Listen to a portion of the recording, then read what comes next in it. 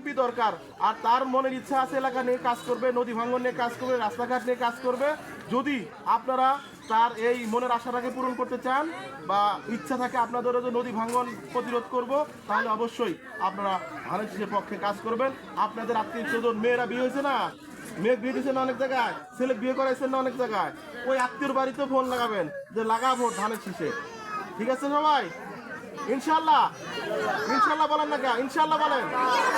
আমার খুব ভালো লেগেছে যে আমাদের প্রবীণ মারা আসছে, মুরব্বীরা আসছে, আমাদের তরুণ বোনেরা আসছে। আর যে কথাটা বলতেছিলাম, লাইন ভিন্ন আর এক লাইনে চলে গেছি, যে যারা এবার নতুন ভোট হয়েছে আপনারা অবশ্যই জানবেন যে চেয়ারম্যান থাকাকালীন সময় তিনি মানুষের সাথে কীরকম ব্যবহার করেছেন, কীরকম কাজ করেছেন, এটা আমাদের জানতে হবে যারা নতুন ভোটার। আমি বলবো আপনারা জানবেন, আপনার মা অথবা আপনার নানি দাদি যারা এলাকায় আছে তাদেরকে শুনবেন যে আসলে তার সময়কাল কীরকম আমরা ছিলাম।